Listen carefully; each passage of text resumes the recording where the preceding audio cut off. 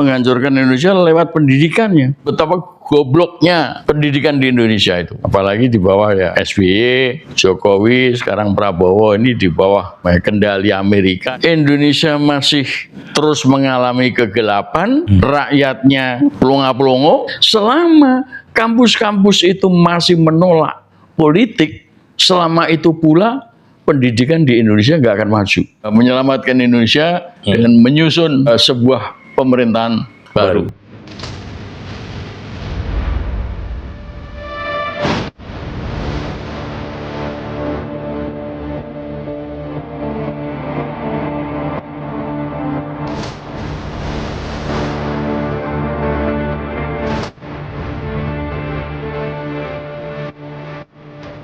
Pendidikan di Indonesia ini saya amati makin hari makin menurun kualitasnya. Artinya kualitas kita bisa bandingkan dengan sekolah-sekolah di luar negeri. Nggak usah jauh-jauh lah, misalkan tetangga kita di Brunei, di Malaysia, Singapura. Nah, kalau kita bandingkan lebih jauh lagi misalnya Iran, kita sangat jauh sekali ketinggalan.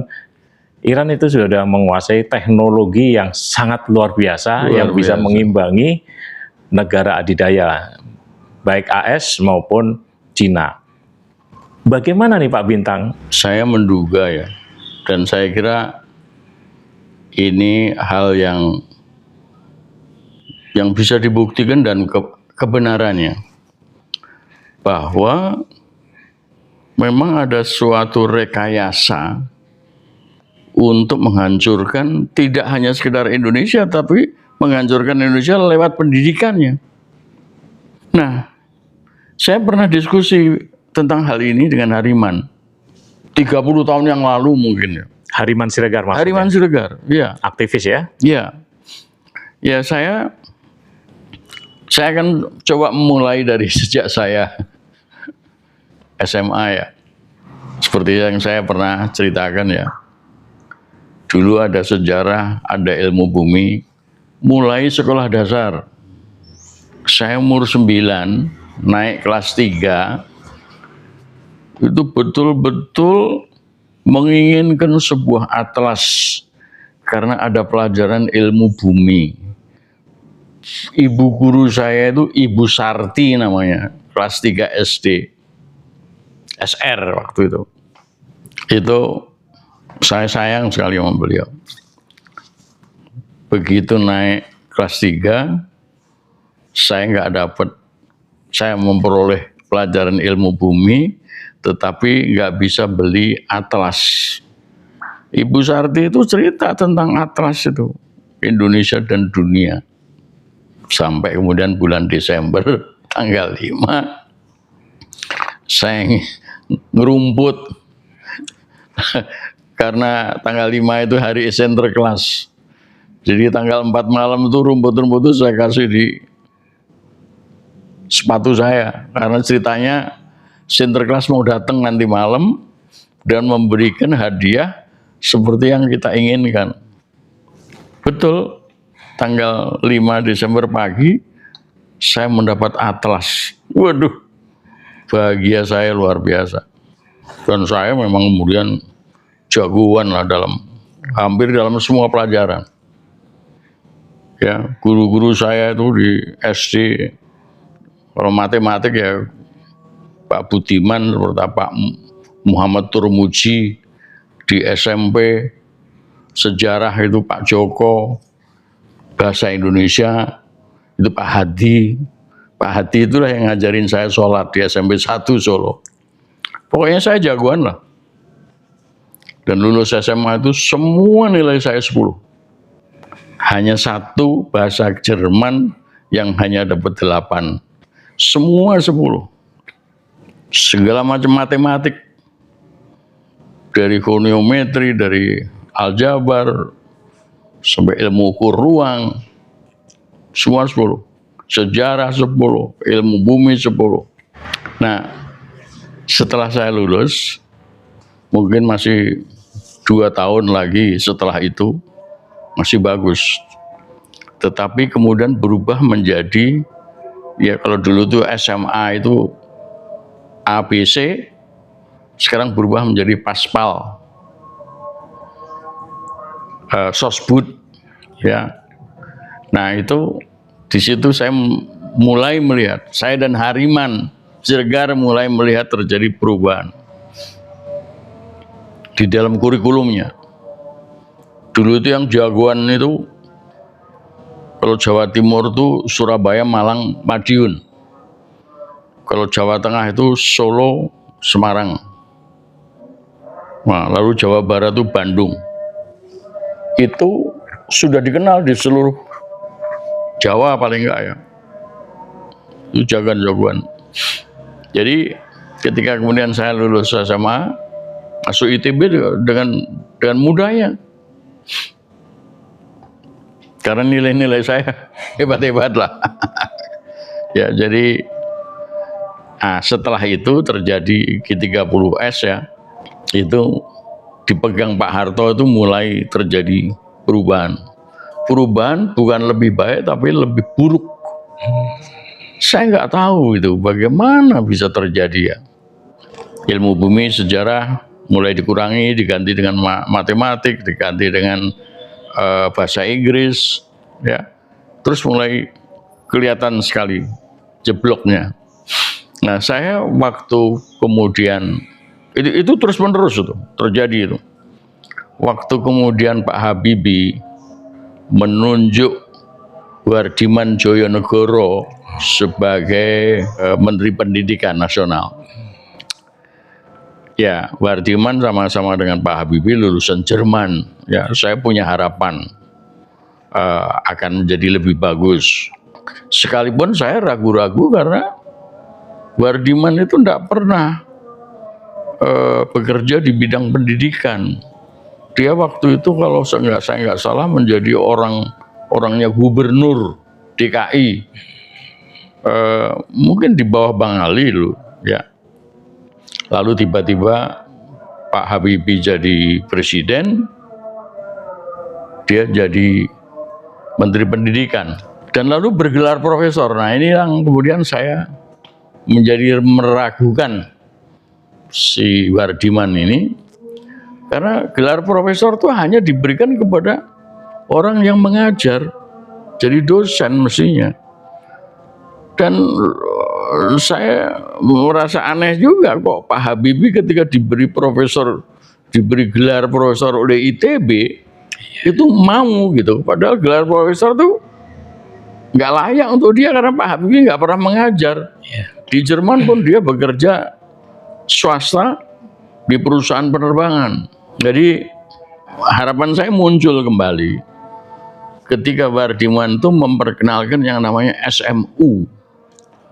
Jadi sekolah menengah umum. Ya.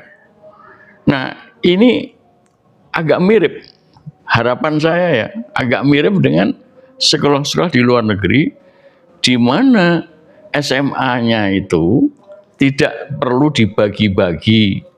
Karena apa? Karena pembagian itu terlampau awal. Ketika si siswa belum tahu persis dia itu mau membawa dirinya itu ke arah mana. Ke arah ilmu engineering atau ilmu sosial. Sehingga ada yang kemudian menjadi kejebak. Pengennya ke ilmu sosial, ternyata dia masuk Palpas, ya. Dan itu masih nggak apa-apa karena bisa, meskipun lulusan Paspal dia bisa masuk ke ilmu sosial. Tetapi sebaliknya yang sudah terlanjur masuk Sosbud, pengennya ke komputer udah nggak bisa. Nah ini terjadi pada anak saya. Anak saya nomor 5, ya. Itu dia terlanjur masuk Sosbud karena dikiranya ilmu matematiknya kurang. Ya. Sehingga lulus SMA dia masuk ilmu ekonomi di Trisakti. Nggak seneng dia. Nggak seneng, terus kemudian mulai ngadat, nggak mau kuliah. Nah, saya prihatin, saya tanya, kamu mau kemana? Pengennya ke komputer. Ya nggak bisa. Kamu sosbud kok masuk ke komputer. Tapi kemudian saya menulis surat kepada Rektor Gunadarma. Saya nulis surat kepada rektornya. Rektornya menjawab, kami akan ngetes dia. Dites, masuk. Jadi dia lulus sebagai sarjana komputer dia. Nah, jadi di sini sekaligus membuktikan bahwa sebetulnya seseorang itu jangan dipaksa terlampau dini menentukan nasibnya di kemudian hari, nasib pendidikannya di kemudian hari. Nah, dengan adanya ide SMU-nya si Wardiman Joyonegoro, saya mempunyai harapan. Tetapi ternyata enggak juga. SMU-nya dia itu masih tetap membagi paspal dan sosbud. IPA IPS ya. Iya, ternyata dia hanya mau membedakan dengan SMU dengan SMK, yaitu sekolah menengah kejuruan, yang ya pada waktu zaman saya kecil itu adanya ya STM, SMEA, ya kan, sekolah menengah ekonomi atas.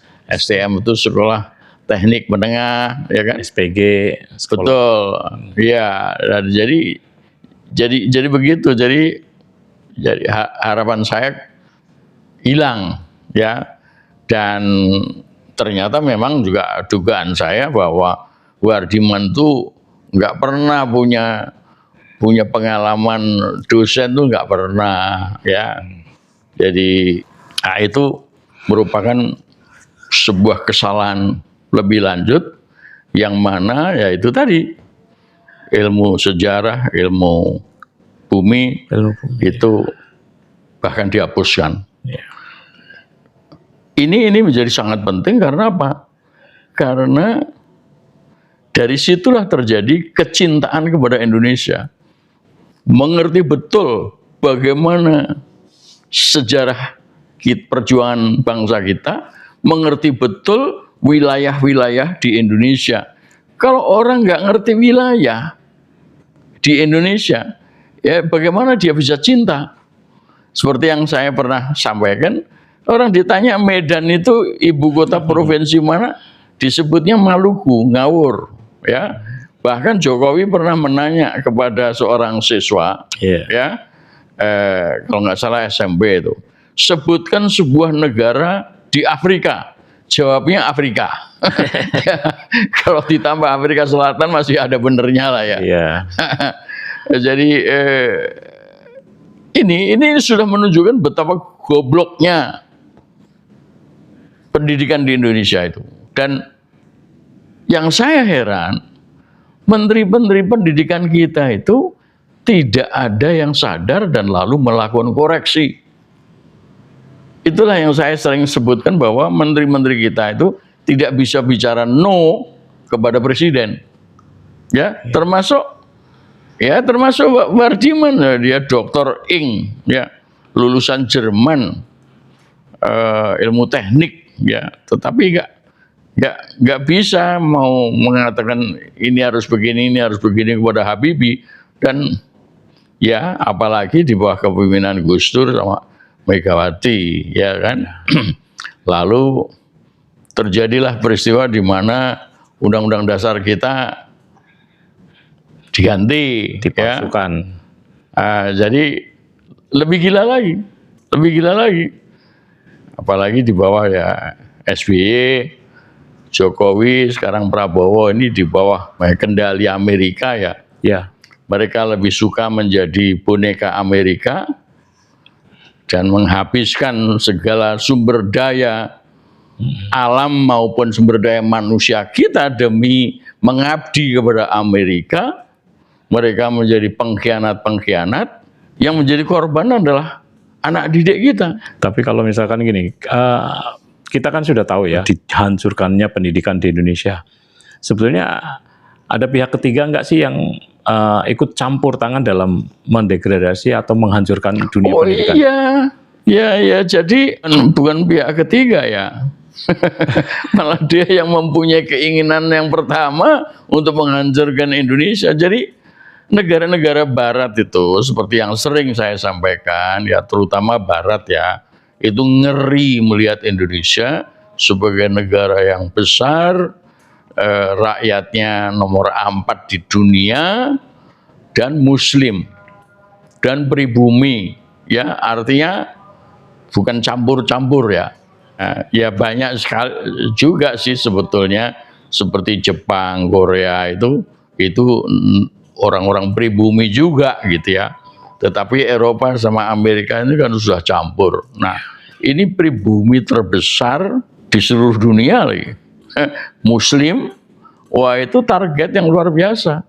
Serta ya Undang-Undang Dasar 45 yang saya sebut sebagai undang-undang terbaik di dunia karena mempunyai sistem bukan presidensial, bukan parlementer, melainkan sistem MPR. Ya, super body. Nah, ini yang membuat ngeri. Jadi sebetulnya Amerika ini sudah nggak senang dengan Indonesia itu sudah sejak kemerdekaan. Kalaulah dia itu memberi kesempatan Indonesia merdeka ya dengan cara menggusur Belanda, menggusur Inggris untuk kembali ya, itu tujuannya adalah untuk mengendalikan Indonesia secara sendiri.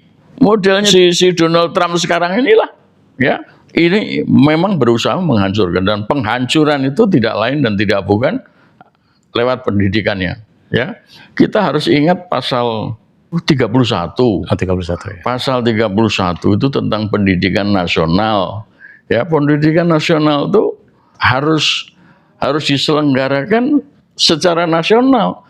Artinya sesuai dengan atau selaras dengan negara kesatuan. Itu harus mempunyai sistem pendidikan nasional yang harus dijaga. Artinya jangan sendiri-sendiri. Ya, artinya jangan sendiri-sendiri, dan oleh karena itu harus dikendalikan dengan betul. Ya, siapa yang mendalami? Ya Menteri Pendidikan Nasional. Nah, Menteri Pendidikan Nasional itu menurut pendapat saya dalam hubungannya kemudian dengan masalah demokrasi, dengan kemerdekaan berpendapat ya. Menurut pendapat saya sampai dengan SMA, jadi sekolah rakyat atau sekolah dasar sampai sekolah menengah itu patut ada Menteri Pendidikan Nasional. Sedang untuk SMA sudah tidak perlu. Mungkin cukup seorang menteri negara yang mengurus masalah pendidikan tinggi, tidak mengatur ya. Karena apa? Karena di situ di perguruan tinggi itu sudah ada profesor-profesor, doktor yang bahkan lulusan luar negeri yang hebat-hebat ya, yang bisa mengatur dan mengurus pendidikan tinggi. Ya. Nah, tentu saja keberadaan dari Menteri Negara Pendidikan Tinggi ini cukup melihat dari jauh ya, khususnya untuk perguruan tinggi swasta ya. Tetapi tidak perlu seorang menteri pendidikan yang mengatur. Nah, sampai hari ini si Profesor Brian ini masih sok ngatur ya. Padahal kerusakan itu terjadinya sejak sekolah rakyat, sekolah dasar ya, dan dia tidak mampu berbuat apa-apa ya, termasuk sebelum ini Anies Baswedan ya pernah jadi Menteri Pendidikan juga kan, ini dikeluarkan dipecat sama Joko Widodo. Dipecat karena beda politik. Nah, memang si Joko Widodo kan suka memecati orang. Orang yang semula dia masukkan sendiri, Tom Lembong. Ya, kemudian Nadiem Makarim, ya kan? Nadiem Makarim sampai selesai. Iya. Tapi kan dipenjarakan. Perkarakan juga dia. Ya, jadi padahal dia sendiri yang ngangkat ya. Setelah kerusakan pendidikan terjadi, barulah dia cuci tangan dengan menjebloskan si Nadiem Makarim. Ya, si Anies ini memang nggak jelas ya. Nggak jelas sebetulnya pendidikannya di Amerika itu apa, dia nggak jelas. Tetapi yang jelas itu dia disusupkan oleh Amerika untuk menjadi someone. Untuk menjadi someone di Indonesia, ya. Nah, tujuannya apa? Tujuannya merusak juga, ya. Setelah si Jokowi Cina ini masuk, ya, menjadi presiden, bahwa dua kali dia pengen memasukkan orang Arab, untuk menjadi presiden. Jadi tujuannya untuk merusak, menghancurkan, ya. Tetapi apakah betul si Anies Baswedan itu jagoan dan dalam ilmu pendidikan itu nggak jelas itu. Sampai sekarang itu spesialisasinya apa di Amerika itu tidak banyak yang tahu. Tahu-tahu dia masuk pendidikan dan orang mengira dia itu ahli pendidikan. Pernah menjadi rektor di Paramadina, ya kan? Tapi apakah betul dia itu menjadi ahli pendidikan, kita nggak tahu. Nah, ada yang rusak lagi atau kerusakan itu terjadi itu ketika IKIP dibubarkan. Itu adalah untuk mencetak guru-guru, ya. Bahkan dulu itu sebelum ada IKIP, ya, itu ada SGA, ada SGB, sekolah guru A, sekolah guru B. Itu untuk menanggulangi kekurangan guru di sekolah rakyat, sekolah dasar maupun sekolah menengah. Ya.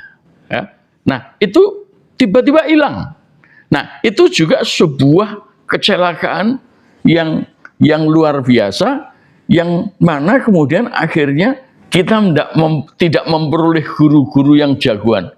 Guru-guru saya itu di sekolah rakyat, sekolah menengah, menengah pertama, sekolah menengah atas, itu bagi saya itu luar biasa, jago mereka itu, dan mampu mendidik anak didiknya untuk menjadi jagoan.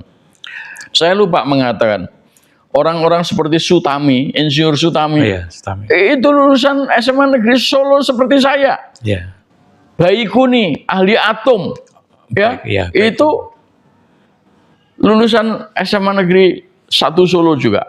Seperti tadi saya katakan, ya, Solo salah satu ikon di Jawa Tengah, ya. Kalau Jawa Timur itu Surabaya, Malang, dan Madiun itu jagoan.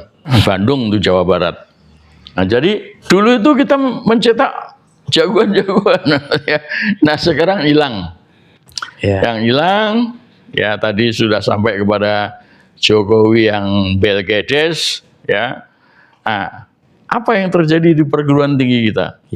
Kalau nggak salah ada catatan orang, ya, mengatakan ada 6.000 profesor doktor. Kemudian doktornya saja ada 50 ribuan. Kemudian ada sarjana perguruan tinggi, ya, itu ratusan ribu. Itu kemana? Kok tiba-tiba Indonesia masih terus mengalami kegelapan, rakyatnya pelongo-pelongo, tidak memperoleh pekerjaan, mencari pekerjaan sulit, ya.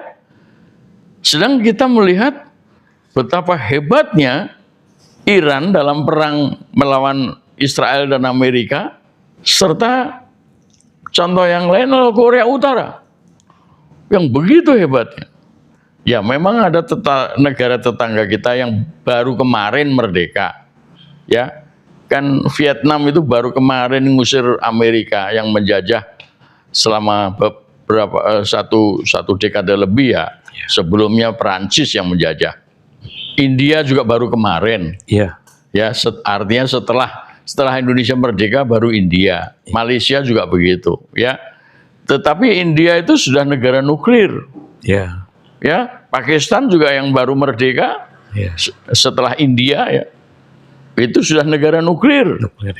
Nah, Bung Karno itu mengangkat Baikuni untuk menjadi pimpinan di Batan, itu harapannya adalah nuklir. Baik itu senjata maupun adalah untuk sekedar energi. Ya kan? Lah kok sekarang mandek, macet, mogok sampai akhirnya plonga-plongo. Nah, lalu perguruan tinggi kita itu ngapain?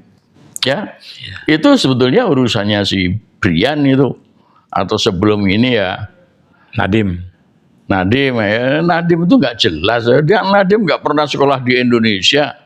Ya, lulusan dari luar negerinya apa kita nggak tahu. Jadi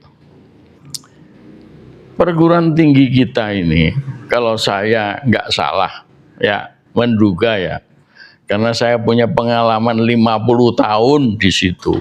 Yang dicari itu hanya jabatan.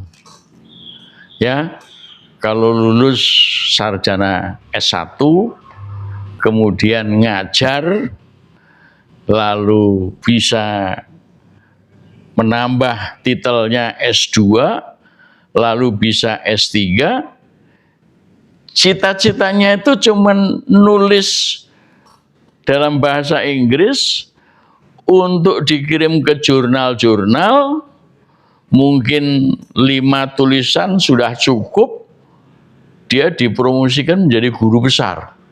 ya. Dan itu setelah itu sudah selesai. Cita-citanya tercapai.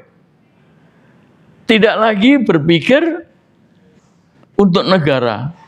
Apa yang perlu saya sumbangkan kepada negara? Saya juga terlibat di dalam mainstream seperti itu. Ya. Di dalam hati memang saya memberontak juga. Tetapi yang terjadi adalah tidak ada hubungan antara perguruan tinggi dengan industri yang harusnya menghasilkan produk-produk unggulan berteknologi yang bisa membawa negara kepada kesejahteraan. Nah, lalu ini contoh untuk saya sendiri ya. Saya lulus teknik mesin penerbangan. Mencari pekerjaan di dunia penerbangan nggak ada. Ya. Terus terang nggak ada. Kita cuma punya Garuda, paling Merpati, ya kan? Ya. Mereka kalau overhaul ke Singapura atau ke tempat lain, ya kan? Ya, memang akhirnya saya terdampar ke industri otomotif dan saya memperoleh pengalaman yang luar biasa, ya, di dalam industri otomotif itu. Jadi saya mengerti betul bagaimana industrialisasi itu harus pada awalnya harus dibangun. Nah, lalu saya punya kesempatan S2 di teknik industri, menambah lagi, dan kemudian S3 di ekonomi. Ya, saya mengabdikan kepada pendidikan 50 tahun. Nah, itulah yang saya tahu.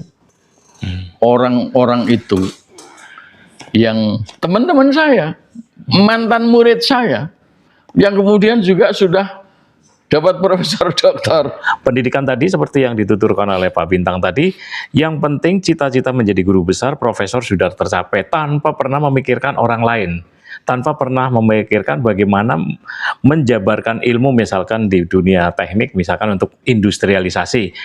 Begitu juga di profesor di bidang lain, mesti hukum misalkan. Hukum kan hancur, ekonomi hancur. Padahal di sini kan tidak kurang-kurang profesor hukum, profesor ekonomi, profesor komputer, tapi nyatanya hancur. Ya, sebetulnya ini satu contoh ya. Ketika Fakultas Teknik itu UI mengadakan pameran, mungkin ini pameran satu-satunya ya selama ini yang saya tahu, untuk menyampaikan buku-buku terbitan dari alumninya. Itu memang bagus ya. Tetapi yang menarik dari apa yang ingin saya sampaikan, buku-buku politik saya itu ditolak. Padahal itu adalah kajian politik. Ya, ya ada yang apa itu namanya, kajian yang sesuai dengan pendidikan saya, ekonomi dan pembangunan, ya. Tapi kebetulan mereka nggak punya. Jadi praktis semua buku saya yang bernuansa politik itu ditolak. Dan tidak ada buku saya yang dipamerkan. Padahal saya bikin buku sampai 14 atau 15. Ya, sebagian besar memang bernuansa politik ya. Tetapi yang mereka tidak tahu bahwa pendidikan itu ada tertulis di dalam Undang-Undang Dasar 45, yaitu pasal 31 tadi itu. Pasal 32-nya itu kalau nggak salah itu adalah kebudayaan. Nah, dengan mengerti bahwa pendidikan itu adalah bagian yang tidak terpisahkan dari politik, maka pikiran-pikiran orang-orang kampus yang menolak politik masuk kampus itu keliru. Itu keliru besar. Sebab apa? Antara politik industrialisasi dengan politik pendidikan di perguruan tinggi itu tidak boleh dipisahkan. Ya. Nah, nyatanya kan para presiden kita itu mencari orang pendidikan untuk memimpin pendidikan Indonesia. Bahkan Pak Habibie sendiri adalah Menteri Riset dan Teknologi kan, ya kan? Itu dari kampus. Artinya yang bisa membawa industrialisasi, yang bisa membawa negara menjadi maju di dalam industri itu adalah pendidikan. Jadi orang-orang pendidikan itu di kampus-kampus itu tidak boleh meninggalkan pikiran tentang politik pendidikan oleh negara. Sebab itulah yang akan membawa. Nah, selama kampus-kampus itu masih menolak politik, selama itu pula pendidikan di Indonesia nggak akan maju. Nah, akhirnya yang terjadi apa? Dengan cara menolak politik tadi itu. Mereka hanya bekerja untuk dirinya sendiri, mereka bekerja asal membangun apa yang namanya itu Menara Gading. Menara Gading. Pokoknya hebat. Nah, yang dicari selain jabatan guru besar juga duit, Mas. Oh iya, itu yang namanya kalau menguji skripsi, ya, tesis, ya, itu rebutan. Bahkan seseorang itu, satu dosen itu bisa membimbing sampai 20 skripsi dan tesis dalam satu semester. Saya nggak bisa mikir itu. Kok bisa gitu? Saya itu paling banter 5 orang. Karena apa? Karena saya nggak mau berebut dengan yang muda-muda itu. Ya. Mereka tuh berebut bukan hasil bimbingannya yang berkualitas, ya, tetapi duit pembimbingannya itu yang banyak. Nah, ini yang terjadi. Jadi kalau itu yang menjadi tujuan, maka tidak heran kalau tadi disampaikan bahwa pendidikan di Indonesia menjadi mahal. Mahal, iya. Menjadi mahal dan menjadi sangat mahal. Mahalnya itu bukan karena jumlah uangnya yang besar saja, ya, tetapi menjadi sangat mahal karena setelah lulus dia pelongo-pelongo.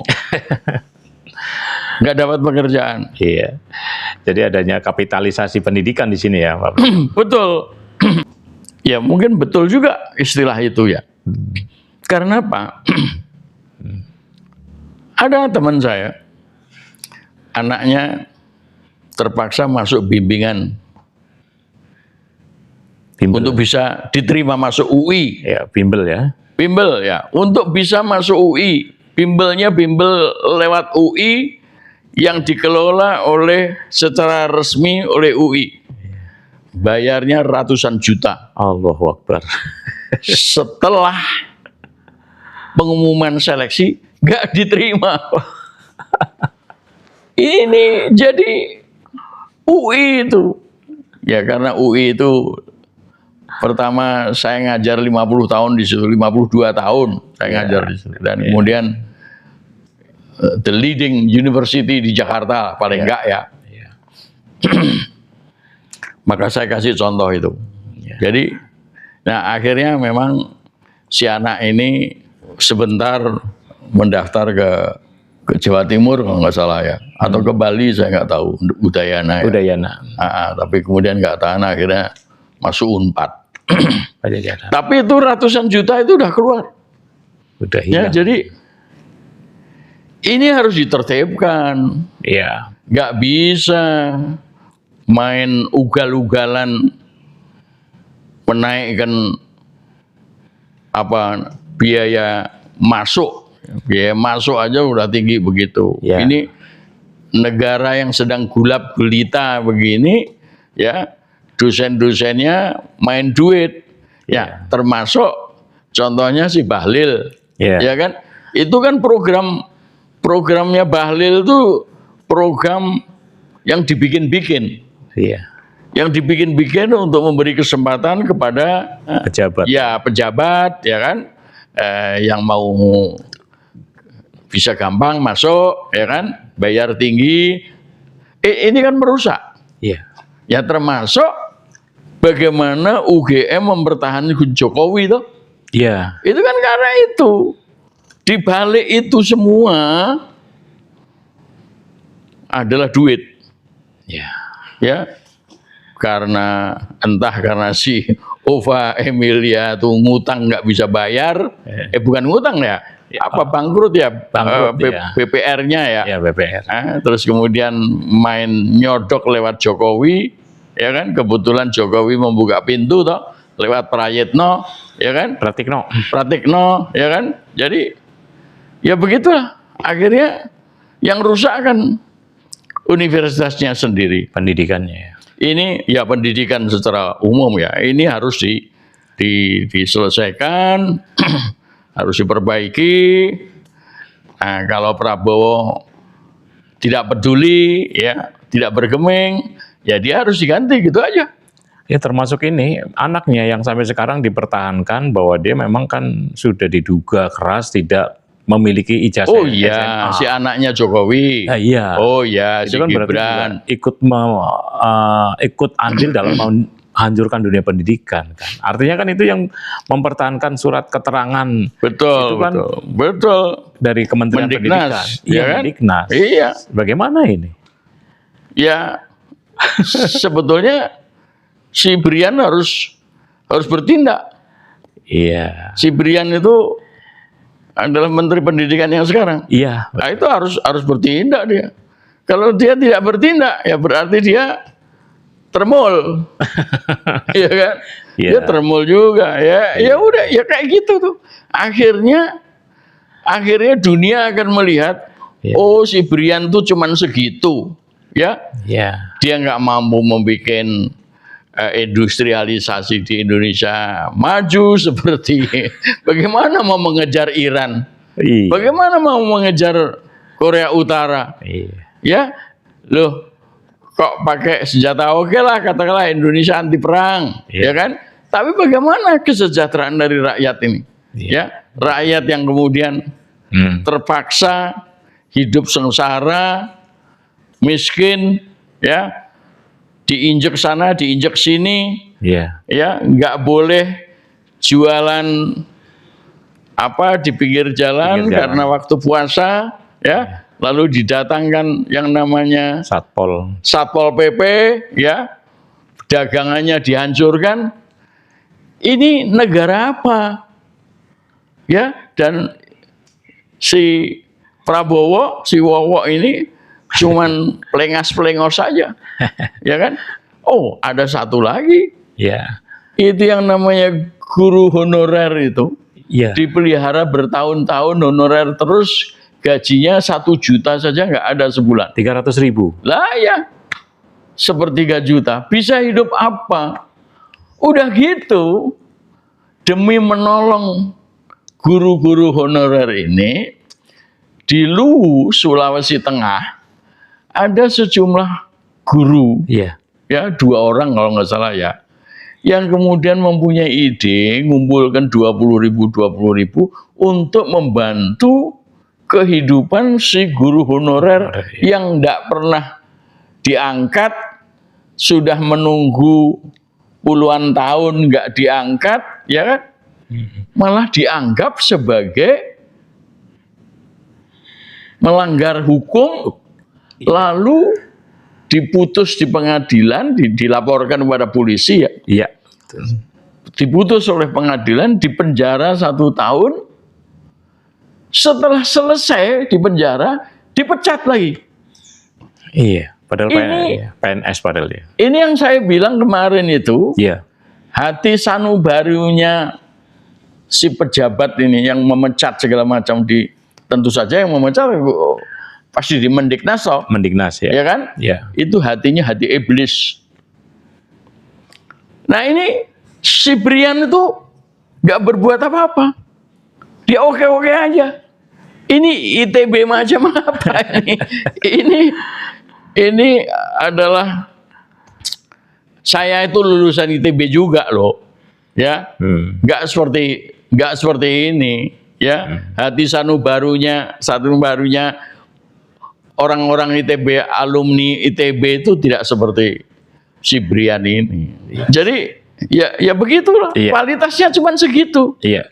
Jadi sebagai penutup, lengkap sudah ya hancurnya dunia pendidikan kita.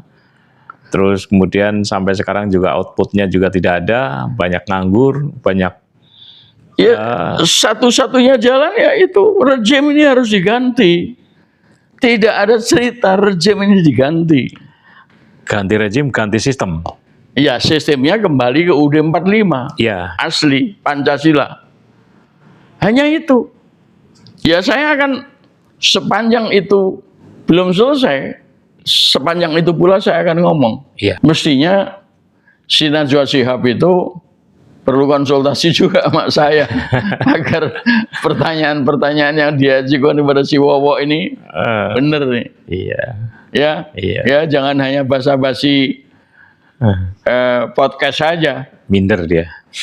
Iya. Ya harusnya begitu kalau memang kita Iya. ingin negara itu menjadi baik, ya. Iya. Tapi yang kemudian terpikir oleh saya, bagaimana ya mengejar ketinggalan kita udah merdeka 80 tahun. Iya. Ya. Ini ketinggalan betul-betul nih.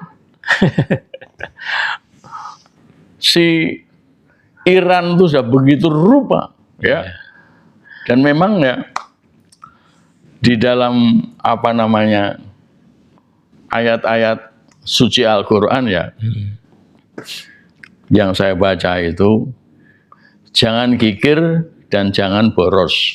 Iya. Kikir itu tidak mau mengeluarkan sejumlah dana Iya.